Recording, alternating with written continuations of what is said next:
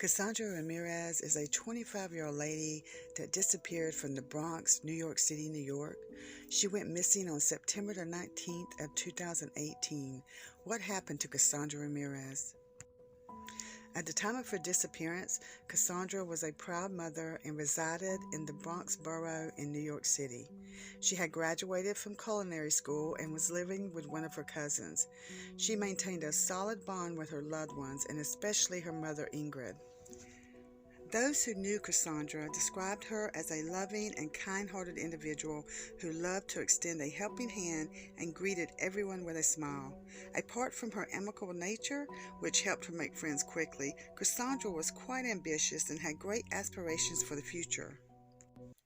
However, a sudden and shocking turn of events dashed everything to the ground. A few days before the disappearance, Ingrid came down to New York City to check on her daughter. At that time, Kassandra seemed pretty okay. In fact, she last saw her daughter on September 17th of 2018, when they both made plans to see each other on September 22nd in order to celebrate Ingrid's birthday. However, on the night of September 19th of 2018, Kassandra approached her cousin and mentioned that an ex-boyfriend was waiting downstairs for her and that she might be late in returning home that night. Kassandra also asked her cousin not to stay up before going down the stairs and out into the street. Shockingly, Kassandra never returned home since then and seemingly vanished into thin air. Meanwhile, Ingrid was also unable to reach her daughter over calls or texts. Ultimately, once Kassandra's cousin realized something was wrong, she informed everyone about the disappearance. Unfortunately, Kassandra remains missing to this day, leaving her current status in a cloud of mystery. According to reports, Kassandra was reported missing on September the 22nd of 2018, and the police immediately jumped into the investigation. They created a list of all possible locations she could be in before combing through them with a search party. They also got in touch with hospitals and shelters while a team poured through hours of CCTV footage. Additionally, the New York police got in touch with their counterparts from other locations and even conducted multiple interviews with Kassandra's close ones, but they had no luck. Apart from there being no signs of the missing woman, there was no immediate suspect that came to mind, making the investigation quite difficult. Eventually, while talking to Kassandra's cousin, the police learned that she had gone out to meet an ex-boyfriend on the night of her disappearance.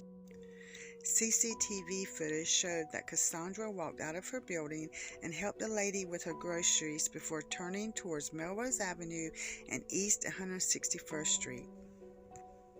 The police decided to question her ex-boyfriend, John Kilo O'Brien, who initially mentioned he had not seen Kassandra that night. However, upon further interrogation, John confessed to meeting Kassandra, but claimed that he had dropped her off at the Hunters Point Avenue subway station. Hello, good afternoon, everyone. So I'm just gonna do like a really quick rundown because I know that there's like a lot of questions, especially with my latest post regarding Cassie. And I'll keep you guys posted as much as I can. Hey, Jenny. So, okay. I had a conversation a couple days ago with the guy that Cassie went to go meet on that night. Hey, Carlos. I did speak to the guy that Cassie went to go meet. He had an extensive conversation with NYPD several months ago that they were kind of like not really talking too much about.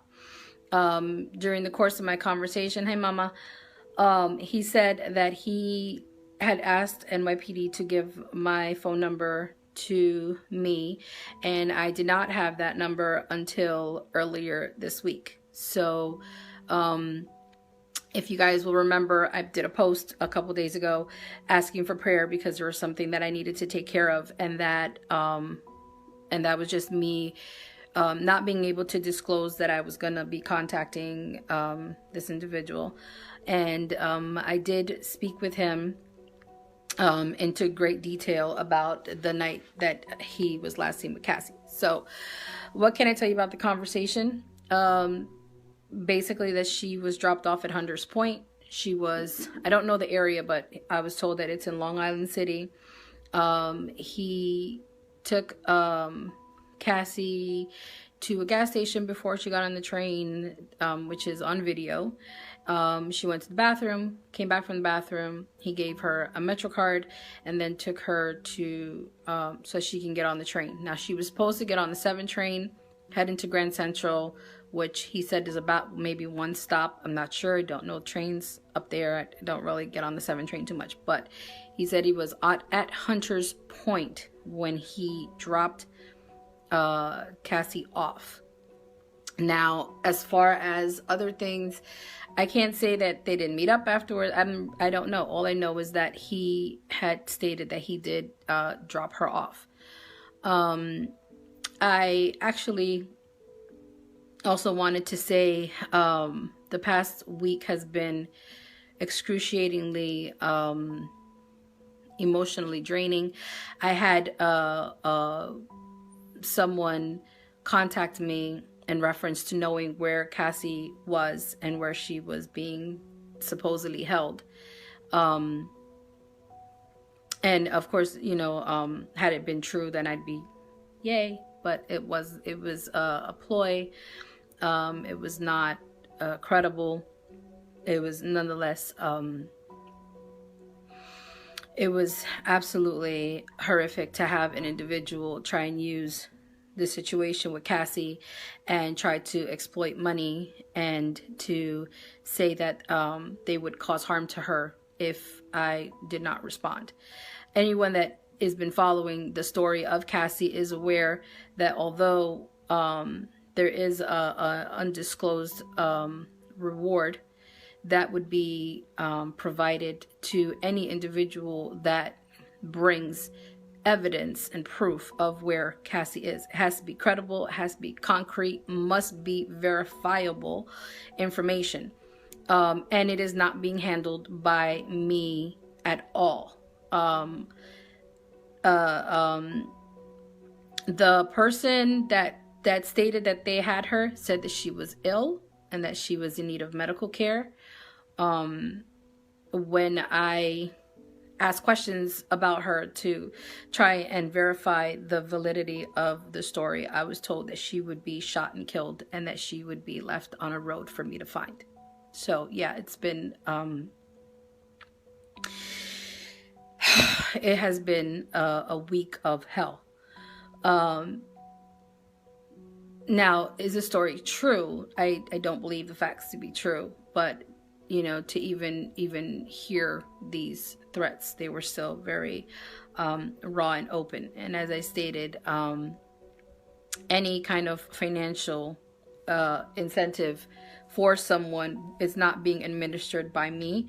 I am aware of the individual who stated they would assist in some monetary compensation. It is not that I personally am not handling any of that. To know that my child is missing and to have someone just try and finagle money is just, it is reprehensible. They said that if I told the cops or if I told anyone about their shenanigans, that they would hurt her, you know. So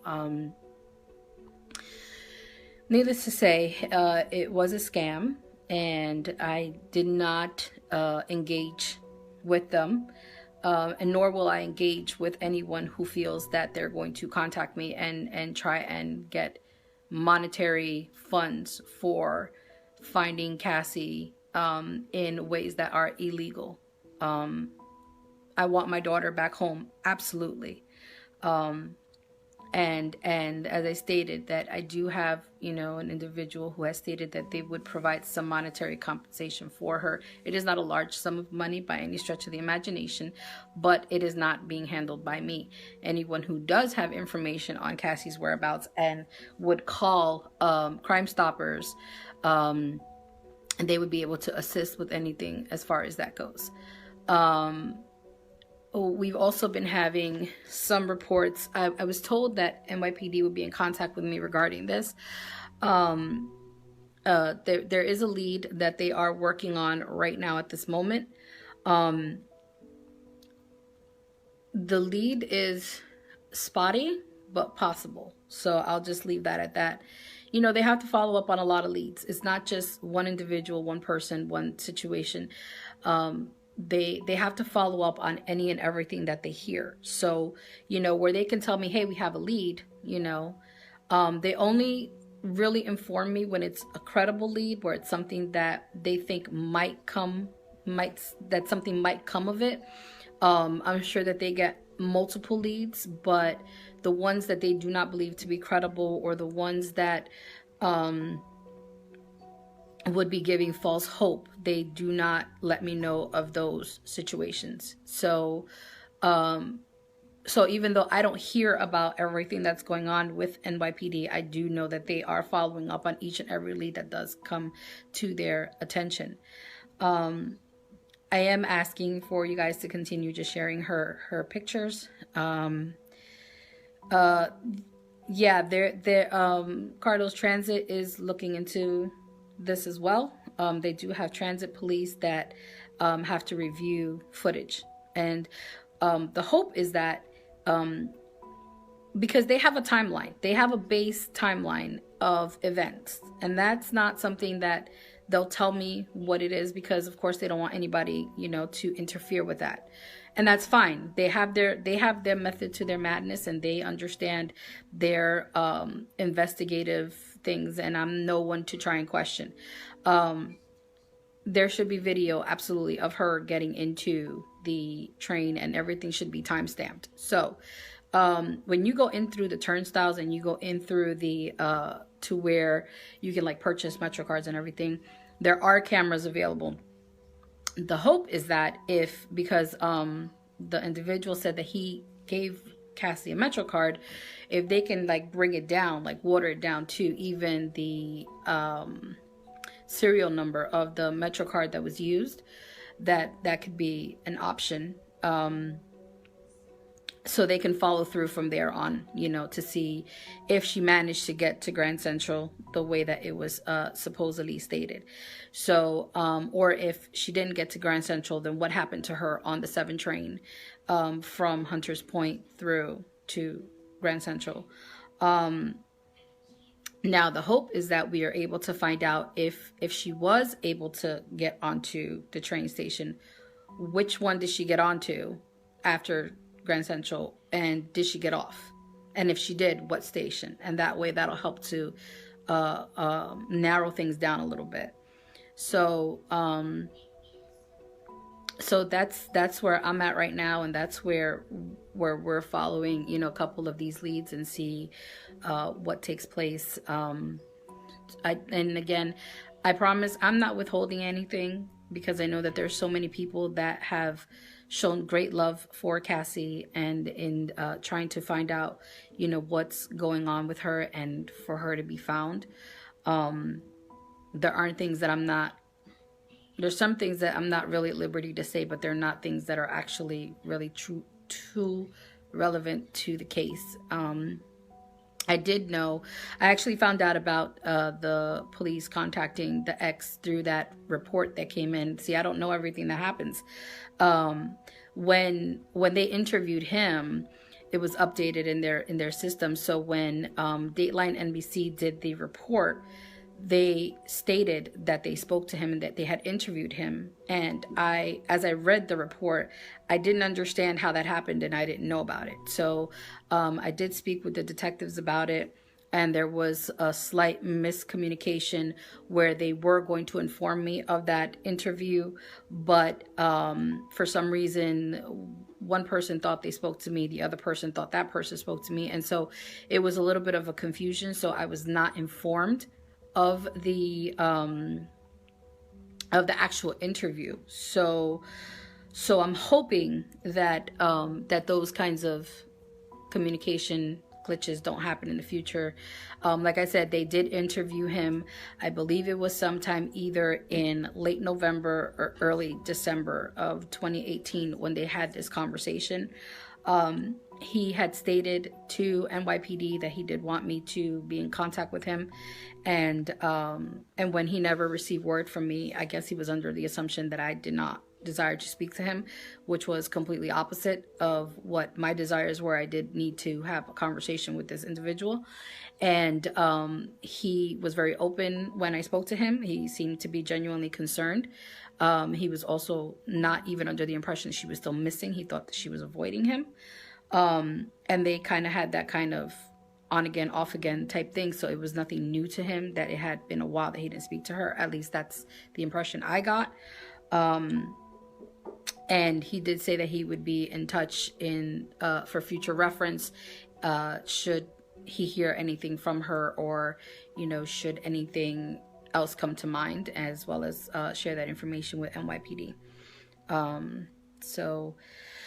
All right, so that's where I'm at right now, and just if everybody can just please keep sharing and make sure that you can share the post on her, share her video, share her pictures, keep making her relevant. NYPD has not stopped, nor do they have any plans on stopping within the foreseeable future on her investigation. So I greatly appreciate you all just tuning in, talking, and sharing your love. Hola, primo. Just showing to everyone, that her life matters. So thank you, Lisa. I greatly appreciate it. And yeah, you're right about the MetroCard. So we're hoping that that's what takes place. So blessings to each of you, and enjoy the rest of your day. Hi, hon. Just everyone take care, and know that your prayers, they matter. And I thank you very much. Sadly, till now, police haven't been able to confirm John's account. Meanwhile, Kassandra's family mentioned they got a phone call at around 6 a.m. the following morning. Kassandra claimed that she was with John. Police also discovered that Kassandra had testified in a rape trial shortly before her disappearance, and that the case was forced to be dropped as she went missing. Although this seemed like a possible motive, authorities haven't been able to link Kassandra's disappearance to the trial. Unfortunately, since then, there has been no development in the investigation, and Kassandra remains missing to this day. Her family still hopes for her safe return and is cooperating with the authorities, who classify Kassandra's disappearance as an active investigation. Her family is devastated, and they just want answers. So in the description below, I'm going to include the Find Kassandra Ramirez Facebook page link. Please go there and show your support. Let's get the word out to as many people as possible, and let's bring Kassandra Ramirez home. If you know anything or have any tips, please contact the New York City Police Department.